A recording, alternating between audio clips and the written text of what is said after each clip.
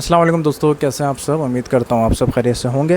اچھا یار، آپ سب کو معلوم ہے کہ موسم بدل رہا ہے، تو ایسی صورت کے اندر آپ کیا کر سکتے ہیں اپنے چوزوں کی سیفٹی کے لیے، اپنی مرغیوں کی سیفٹی کے لیے؟ ابھی آپ اسکرین پہ جو چوزا دیکھ رہے ہیں، یہ میرا اپنا ہیرا سیل چوزا ہے اور اس کو وائرس نے اٹیک کیا ہے۔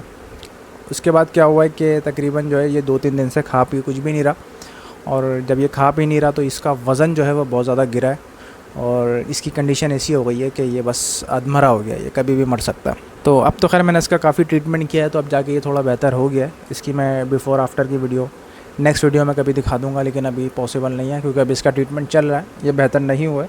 جب کبھی میرے پرندے بیمار ہوتے ہیں تو میرا سب سے پہلا قدم جو ہوتا ہے وہ یہ ہوتا ہے کہ میں اپنے پاس جو ہے ایرینیکس سیرپ، فلیجل سیرپ اور ایک انجیکشن یہ اپنے پاس ہمیشہ رکھتا ہوں۔ اس کی وجہ یہ ہے کہ جو فلو ہے نا، فلو جب اٹیک کرتا ہے تو آپ فوری طور پہ جو ہے اپنے جو پرندوں کے لیے سب سے پہلا قدم جو اٹھا سکتے ہو نا، ان کو ایرینیکس سیرپ دے سکتے ہو۔ اس کی وجہ یہ ہے کہ ایرینیکس سیرپ جو ہے وہ سب سے بہترین سیرپ ہے میرے حساب سے، کیونکہ اس نے جو مجھے رزلٹ دیے ہیں نا وہ بالکل آؤٹ کلاس ہے۔ یہ میں کب یوز کرتا ہوں؟ جب میرے چوزوں کو بخار ہوتا ہے، نزلہ ہوتا ہے، کھانسی ہوتی ہے، اور جب کبھی وہ ڈھیلے پڑ جاتے ہیں، جب بھی کبھی فلو اٹیک کرتا ہے ان کے اوپر، تو وہ جب کھانا پینا بند کر دیتے ہیں تو میں پانی کے اندر یہ ایرینیکس سیرپ جو ہے وہ ملا کے دیتا ہوں۔ اس سے ہوتا یہ ہے کہ جب آپ کا پرندہ فلو کا شکار ہوتا ہے تو یہ اینٹی بائیوٹک کا کام کرتا ہے، اور اس کو جلد سے جلد اس کی قوت مدافعت جو ہے اس کو بہتر بناتا ہے اور اس کو صحیح کرنے میں اس کی مدد دیتا ہے۔ اس کے علاوہ جو ہے کافی سارے لوگ ہیں جو ایکسپرٹ کی بات نہیں کر رہا میں، جو میرے جیسے لوگ ہیں جن کو زیادہ تجربہ نہیں ہے، ہم کیا کرتے ہیں کہ ہمارے جو چوزا ہے نا، جب وہ کھانا پینا بند کرتا ہے تو ہم اس کو بالکل چھوڑ دیتے ہیں۔ تو اس کی دو صورت ہو سکتی ہے، یا تو وہ بالکل مر جاتا ہے یا وہ اپنے آپ صحیح ہو جاتا ہے۔ اور اپنے آپ صحیح جو ہوتا ہے وہ جب وہ اپنے آپ صحیح ہوتا ہے تو اس میں بہت زیادہ چانس ہوتے ہیں کہ وہ دوبارہ بیمار پڑتا ہے اور مر جاتا ہے۔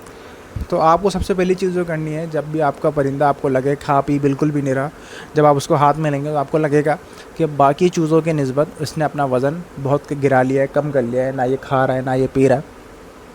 تو ایسی صورت میں آپ کیا کریں گے؟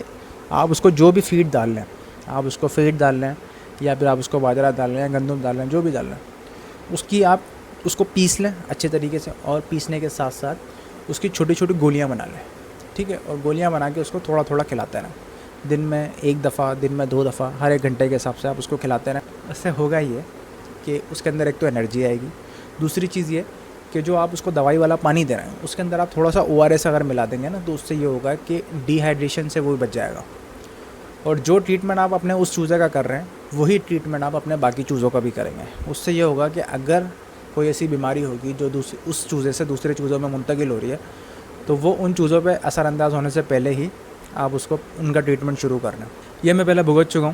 میں نے 2 سال تک محنت سے اپنے 3 ہیرا اصیل چوزوں کو پال کے بڑا کیا، اور جب ان پہ بیماری آئی، ایک مرغی جب میں ان کے لیے لایا تو اس مرغی سے بیماری آئی اور اس نے تینوں کو ختم کر دیا۔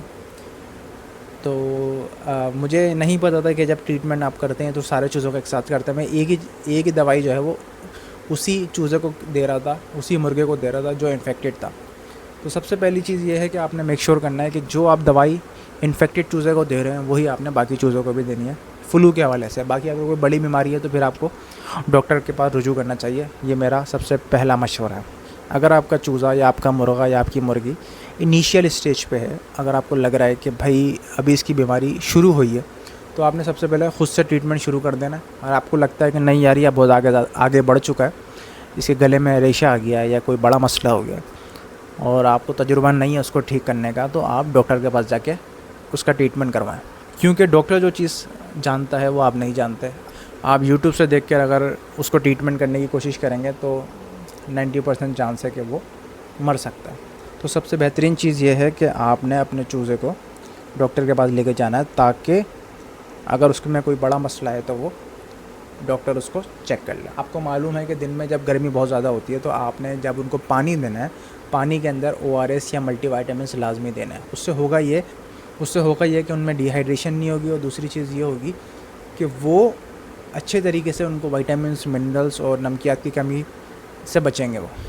اور ملٹی وائٹامن سے کیا ہوگا کہ ان کے اندر جو ملٹی وائٹامن کی کمی ہو رہی ہوگی وہ پوری ہو جائے گی۔ اور اگر آپ ان کو ORS دیں گے تو ڈی ہائیڈریشن سے بچیں گے اور ان میں نمکیات کی کمی بھی نہیں ہوگی۔ رات میں آپ نے کوشش کرنی ہے کہ ان کو اچھے طریقے سے ڈھک کے رکھیں، ان کو تھوڑی سی گرماہٹ دیں تاکہ رات میں جو موسم ٹھنڈا ہو رہا ہے، اگر آپ کے پاس بلب ہے، آپ کے پنجرے میں بلب لگا ہوا ہے تو بہت اچھی بات ہے، لیکن اگر بلب نہیں لگا ہوا تو آپ نے کوشش کرنی ہے کہ ان کو کپڑے سے یا کسی رضائی سے یا کسی بلینکٹ سے ان کو اچھے سے کور کرنا ہے تاکہ ان کو رات میں ٹھنڈ نہ لگے۔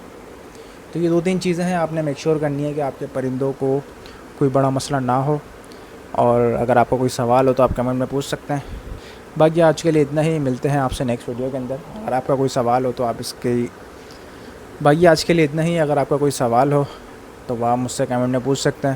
اگر آپ کو کچھ بھی جاننا ہو، کچھ بھی معلومات دینی ہو تو آپ کمنٹ میں مجھ سے پوچھ سکتے ہیں۔ تو چلیے آج کے لیے اتنا ہی، ملتے ہیں آپ سے نیکسٹ ویڈیو میں۔